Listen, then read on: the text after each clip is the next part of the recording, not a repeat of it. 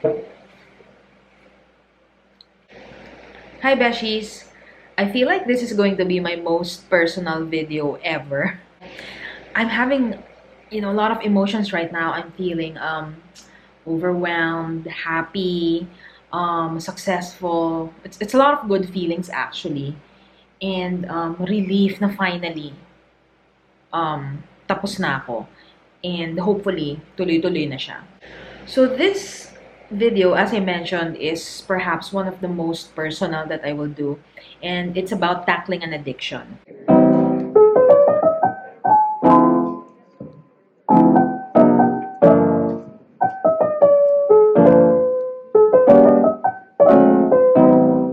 Yun, hi Beshies! Welcome again to another video. Pasensya na sa electric fan. Malamok, so I had to open that.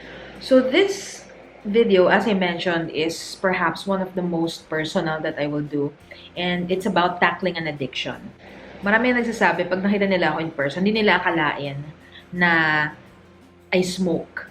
I was addicted to smoking. Last year was a very memorable year for me.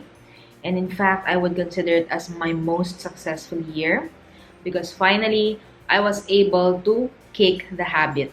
Basta marami akong ikwenta sa inyo, pero yung gist lang ng video na to is that I quit.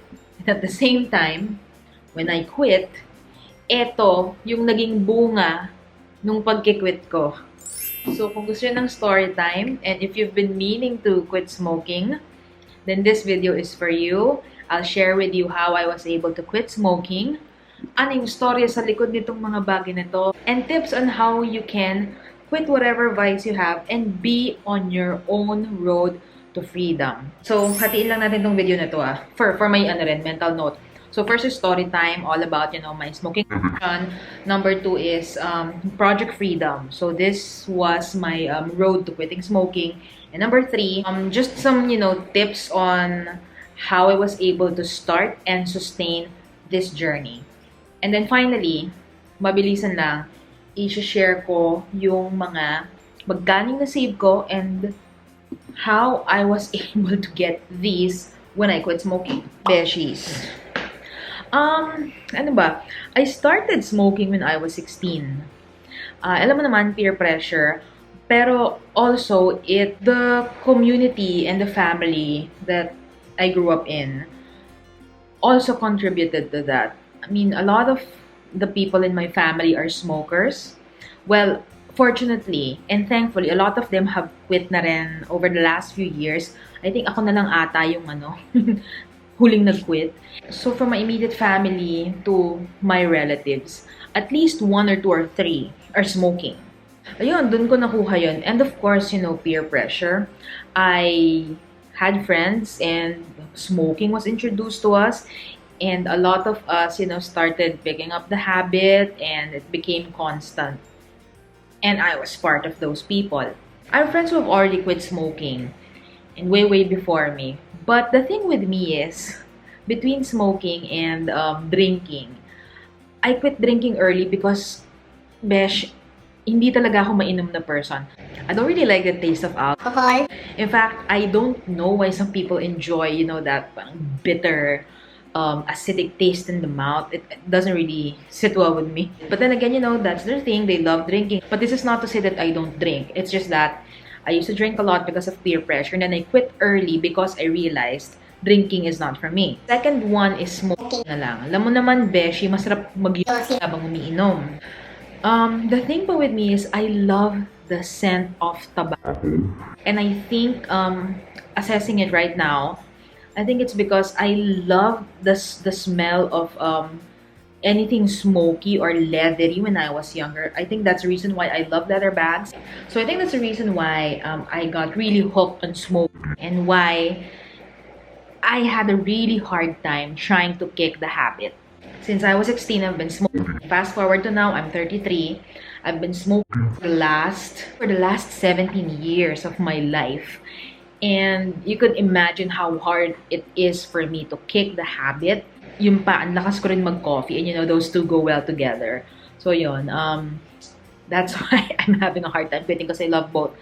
Ayun, fast forward to 2015, I actually quit for a year because of a health scare. So I had trouble breathing one time, and then I went to the doctor, and then I was diagnosed with adult onset asthma. So it was at its beginning stages. So I stopped for a year, and I got into exercising, felt healthier again, and then I went back. And fast forward to 2020, I had another health scare. It's the same thing, and then the doctor advised me that I should quit because my adult onset asthma might graduate to full-fledged asthma, and I'm gonna have a hard time.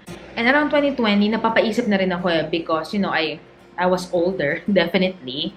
Parang I felt that my body was, you know, having a hard time when I experienced that, you know, trouble with breathing again in 2020. And then the pandemic happened, and I got really stressed. Ayan, partner ko yan eh. Whenever I'm stressed, I would smoke. My smoking habit got worse. I am not ashamed to say, it's part of moving on, that I used to smoke 3 packs per day. Pag sindi, tapon, light ulit. I was a chain smoker. It was really bad. But prior to that, it was 2 packs a day. Still a lot. And then yung news about the first COVID strains really hitting the lungs, and people who are immunocompromised and have lung problems and are heavy smokers are those that, you know, had it worse. Yun, napaisip talaga ako. Pero yun yung problem. They weren't enough for me to quit. Pero deep inside, gusto ko na talaga mag-quit because na-feel ko na rin ng 2020 na parang, okay, I think this is gonna be the last time na that I'll smoke. And ayun, napaisip na ako ng 2020, and fast forward to 2021, ayun na. I started na with this project. Sabi ko, bahala na si Batman, I'll start this anyway. It's my Project Freedom that I started noong 2021. Okay, so what is Project Freedom? So Project Freedom is parang ano, the name of my quit smoking day operation. So yun. I did not announce this on social media, but you know, I've been kind of talking about it, but not in great detail. Like, I would tell you guys lang and some of the beshies na, oh, I'm doing this project at the start of 2021, and if it's successful, I'll let you guys know about it. So basically, Project Freedom went like this. So every time I would buy cigarettes and Starbucks, kasi those are my 2 biggest expenses eh. They go together, and they are my vices. Every time I would buy those, instead of actually buying them, I would put them in a fund, but without actually, you know, using them, which is mahirap din. But what made me see this through, there was a reward at the end. If I see this through this year, no 2021, all the money that I saved from this project, I will use it to buy whatever I want. At the end of the year, be it a bag, a vacation, cellphone, laptop, ano ba, camera, paayos ng bahay, so yun, whatever I want. It was not easy kasi iba talaga yung nasusmoke yung iba talaga yung naiinom mo yung Starbucks. Pero here's the thing, this project came, you know, just in time. Sinabay ko lang ng 2021, at the start of 2021, because I was also thinking of ways to save more and cut down on my spending nung start ng 2021. So I did an audit of my expenses at the end of 2020, and then I realized that a lot went to food, specifically Starbucks. I love Starbucks. I love coffee. And coffee go together. And I told myself, okay, definitely mahihirapan tayo sa Starbucks part. So, what can we do to make this happen? What can I do to hit my 2 major goals for 2021? Personal goals. Number 1 was to quit smoking and minimize my Starbucks habit. Number 2, cut down on expenses and be able to buy my dream items without necessarily, you know, getting it from my other sources of income, my dividends, my earnings from the Beauty Junkie and my other business and my other businesses online. So yun. So yan. So meron akong dalawang ganito, and meron lang akong notebook. And that time wala akong notebook. So there were a lot of days that I missed. Tapos nung end of December, I had to like cover for them. So, yun, ang laki ng ginastos ko. So, I'll share my learnings later on. And then yun, tapos sinulatan ko lang siya. We started on this date. Keep going. So, nung day na nag-start ako last year, I started January 18. 365 days tayo. Since January 18 ako nag-start, instead of 365, my total last year was 347. Pero Beshies, ito tao lang ako and it was my first attempt. It was very good when I started. So, January 18 to Feb. However, nag-lockdown nung around March. And nagka-anxiety na naman ako, na-stress na naman ako. And basically, medyo gumiba pa ako ng slight. Kasi, parang work was starting to come in, brands were contacting us, and nung nag-lockdown ulit, biglang Zoom. Wala na naman, hindi na naman sila makontak, and they would always say, we'll get back to you. Kasi yun, Beshies, ganun kahirap ang sitwasyon sa Pilipinas sa business to business, and sector, definitely all sectors. So yun, vote wisely, Besh. So, ayun, na-stress na naman ako, and from March until April, I just forgot lang the actual dates, nag-use ulit ako. Same number of packs, so yun. So, parang I lost around 20 plus days. Hindi ko na maano yung tamang figure. So, I lost 20 plus days, and ayun, by April 14, or April 12, nag-decide na ako na okay, tama na to. I gotta get back on track. And then also, I kept on telling myself, ganito na nga pangit na nga ng economy, tapos magsayang ka pa ng pera sa mga ganitong bagay. So, yun, I started, picking myself up. So, April 12, I, rebooted, and then I started, putting again in the funds. So, minus those days, this brought down my total days of saving further from 347 to 306 days na lang. Fast forward to around December, medyo gumandang kita, magandang turn of events last year. I decided to cover for 25 days. Meaning, I decided to put back, 25 days worth of Starbucks and money in the funds. And that was around mga 15K then. So, yun lang, naisip ko lang. And then, that brought up my total to 335 or 36 days na. So, I only lost 30 days from 2021. So, ganun yung nangyari sa kanya. So, you might be asking, how much are you putting each day in each fund? So, for the it's 297 a day kasi I pegged the pack of 99 pesos that time. And then, times 3. So, 3 packs a day kasi, di ba? So, nilagay ko siya. So, it's 297 a day. And yung Starbucks fund is 205 pesos for the venti. Actually, 200 lang pala siya, pero, at least may extra 5. So, 205 yung nilagay ko. So, every day, I have to put 502 pesos. And when I ended on January 1, I was able to save a grand total of 168,712 pesos. Beshies, yung paling ginagastos ko sa at sa Starbucks. So yun, nakaipon ako ng 168,712. And ano yung ginawa ko sa pera? As I mentioned, yun yung reward ko for myself and that for seeing through the Project Freedom Challenge. And that was for me to buy whatever I want at the end of the year, to do whatever I want with the money at the end of the year. So, ito yung isa sa mga binili ko. So, this is the LV On The Go MM. So, yung 100 dito ko ginastos, pero yung balance nito, I got it from my dividends na. Hindi na siya ganun kabigat. Unlike before na talaga, I would get everything from my dividends. I could actually decide to just use all the money on this one, but the last minute, nag-decide ako to divide it between other, items pa. So, the second one na nabili ko with my reward money from this challenge was my iPhone. Sobrang swerte nga nito because I was supposed to buy this cash. And buti na lang, I was luckily chosen by Globe to avail their iPhone Pro 13 plans. And I only had to pay 37K lang as cash out. So I got it also from this fund. Yung 75 na I would use to pay for this, sobrang nakasave ako. And then the remaining, that's what I will use to pay for my VUL insurance for 2020. These are the reasons why I was able to see this through and I was able to do this all the way. I-share ko lang sa inyo how I was able to see this project through and what made me really successful. Okay, so number one, I asked myself, what are the things that motivate me? So yun yung first na tanong ko sa sarili ko. Kasi I realized, going back, I wasn't, really that motivated by health, which was sad. But that's, how we are. If we are young and we don't feel aches and pains in our bodies, we feel immortal. And we tend to overlook and ignore our health until we feel the symptoms.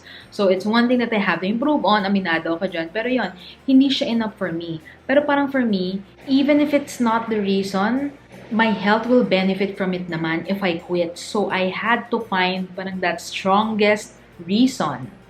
And that was my motivation. So, personally, namomotivate talaga ako ng pera and ng shopping. Sa totoo lang. Shopping for luxury items. Kasi collector talaga ako. And, I'm at this point in my life kung saan na-experience ko na yung mga, and nabibili ko yung mga bagay that I've always wanted to buy. And, ayun, kaya parang in the zone ako ngayon. So, yun yung motivator ko right now. If you decide to quit, then you will be able to, to shop because you will get to save. Number two, yun na. Let's make this smaller pa and more detailed para mas alam mo yung tangible and mas nai-imagine mo yung success mo in the end. So, I asked myself, now if that motivation will be an object, what would that be? So, yun na. Sabi ko na, luxury handbag. So, inisip ko, okay, so alam ko na yung gagawin ko with the reward money. I will use it to buy a luxury handbag or whatever else it can buy. So yun, actually Beshies, those two things lang. Yun lang yung dalawang things na tinanong ko sarili ko, inisip ko, and what I've kept in my head and in my heart for me to be able to see through this project and pass it with flying colors. Ayan. But, para sa inyo iba-iba yan. If you start your journey, pwedeng ang reason nyo is mapaaral nyo yung kapatid nyo, for you to bring your family to a nice restaurant, for you to be able to pay for the bills of your house for 1 year. Those motivations are fine. Kanya-kanya tayo. At the end of the day, that's what's important. When you do something like this, for me, you have to ask yourself what motivates you. And if that motivation will become a thing, what would it be? That dream became more tangible. Kasi nung time na nag-try ako mag-quit, sabi ko, I'll be healthier, I'll be happier. But kasi, iba-iba tayo ng levels of happiness and ideas of happiness. And parang that time, inisip ko na I'll have a good body, healthier. That time, feel ko naman healthy ako. As I said, pag bata tayo, feel immortal. And hindi naman na-experience magka-abs. So parang di siya nag-appeal sa akin. So yun yung mga feeling ko were the reasons why my first attempt to quit wasn't successful kasi hindi tangible yung yung reward for me. My first attempt to quit wasn't successful kasi hindi tangible yung yung reward for me. Whereas this one, ayun, tangible talaga. As in, nakita ko, nahawakan ko, na-imagine ko. So, when I started nga the challenge, talagang pumunta ako sa store. Tinitingnan ko talaga to, hinahawakan ko. I'm, looking at news about the new iPhone. So, that time, wala pa, mga rumors pa lang. And number two, I decided to keep the money and hold the money. There's really magic in, seeing the money right in front of you and, seeing it grow. It motivates you more, mas nakikita mo eh. Parang pag nasa kasi yan, nasa, tawag dito, bank, parang out of sight, out of mind. Parang titingnan mo, okay, let's say you have 100K na, parang, I don't know, ako minsan hindi ko siya ma-imagine eh. I'm sure there are some people there out there who are like me also. But it's different talaga when you see 100K right in front of you. It's a lot of money. Nakikita ko talaga siyang lumalaki, dumadami. Feeling kong yaman-yaman ko yung ganon. Plus, also, pandemic concerns. I can't go to the bank every day. Not even every week to put money. Parang masyadong risky yun. So, yun, I decided na hawakan ko na lang siya. And at the end of the challenge, which was January 1, 2022, I will put everything na lang in the bank. And finally, ano yung mga learnings ko from that challenge that I will improve on this year? So yun, I am on Project Freedom Year 2. Yung akin lang is I will keep track of my challenge. So yun yung naging problem ko last year was I just kept a mental note of everything, but you know, you can't trust your mind all the time. So it's really best to write everything down. So that's why I got these BDJ planner. So meron akong planner, tapos meron din akong notebooks where I can, you know, list down. Every time I put money in the fund, I write it down. So it's easier to track.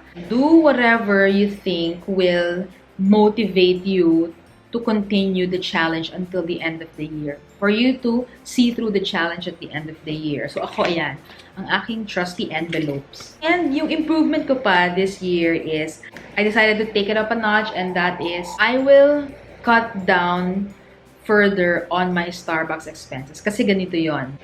Kasi, first one is in the morning when I do meetings, I work. And the last one is yung Starbucks before going home. So, the last one, yung Starbucks before going home, is the most impractical for me. But this year, sabi ko, okay, hindi naman tayo lumalabas na. Pwede ka magkape sa bahay. Okay, so let's take this up a notch. So, there are days, I've determined some days per month wherein it's gonna be no Starbucks day. It's 3 days per week, so that's like a total of 12 days per month.